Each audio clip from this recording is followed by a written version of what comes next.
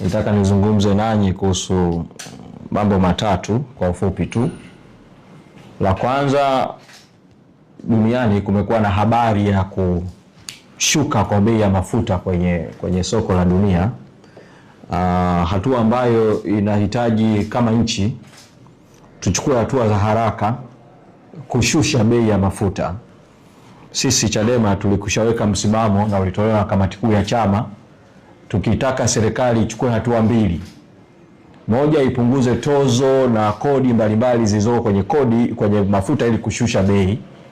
Lakini pili, toe ruzuku kwenye mafuta ili kupunguza bei. Lakini serikali hii batili haikusikiliza hiyo sauti, na katika kipindi chote hakujawa na mjadala ama kwenye baraza la mawaziri au bunge, pamoja na kuwa tunaona ni bunge haramu, wa kuchukua hatua za dharura kupunguza bei ya mafuta. Hatimaye bei za bidhaa zimepanda. Sasa baada ya kuwa kumetoka habari ya kuwa duniani bei ya mafuta imeshuka kwenye soko la dunia, tunaitaka serikali, pamoja na kuwa hatuitambui, ichukue hatua za dharura. Bunge lijadili kwa dharura, baraza la mawaziri lijadili kwa dharura, na kuchukua hatua za haraka za kushusha bei ya mafuta ili kupunguza gharama za maisha kwa wananchi. Kwa hili la kwanza, hatua za haraka za kupunguza gharama za maisha kwa wananchi kwa kuhakikisha bei ya mafuta inashuka, na hivyo kushuka kwa bei za bidhaa mbalimbali.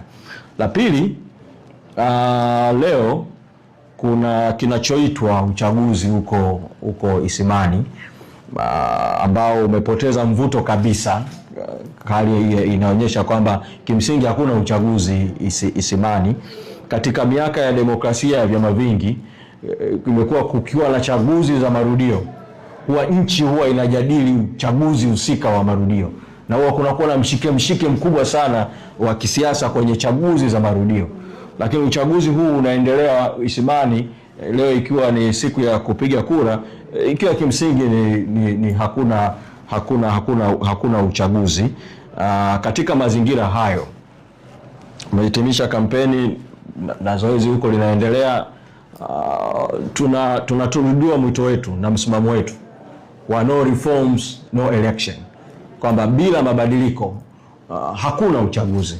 Na katika hii hatua ya haraka ya sasa, tunaitaka serikali haramu batili iliyoko madarakani ichukue hatua za kwanza ni kwa mujibu wa sheria yenyewe ya uchaguzi ya mwaka 2024.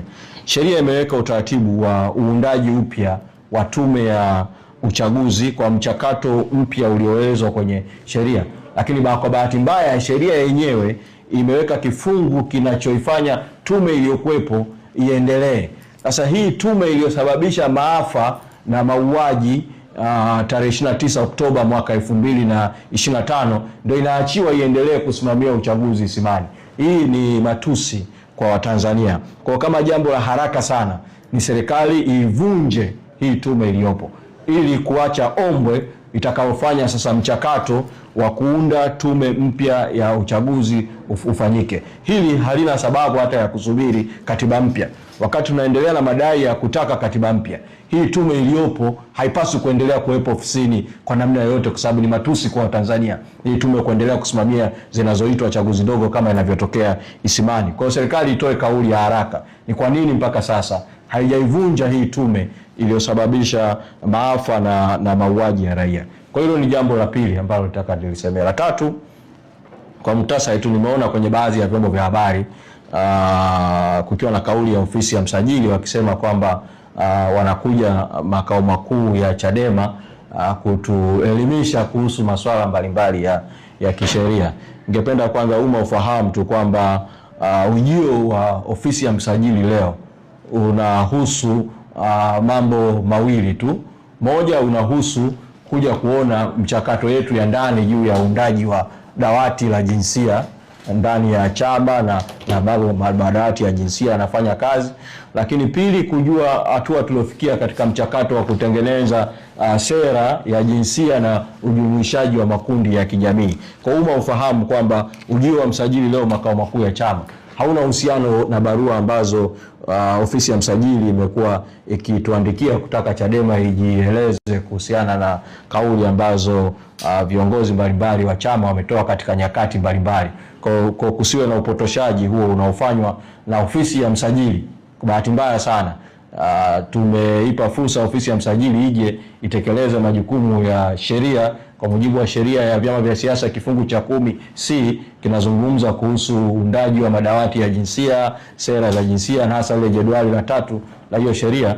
Sisi tumeona kwamba tuwape nafasi ya kuja kwa ajili hiyo. Kwa bahati mbaya tu wanapotosha huko kwenye vyombo vya habari kutaka kuonyesha kwamba wanakuja kwa mambo ambayo hayahusiani. Kwa karibuni, mwasubiri watakapofika mzungumze nao, na watakapofika tutafanya nao kikao na pengine mengine ya ziada tutazungumza baada ya kikao nao. Lakini kwa sasa ujumbe wangu kwa taifa ni hayo mambo mawili.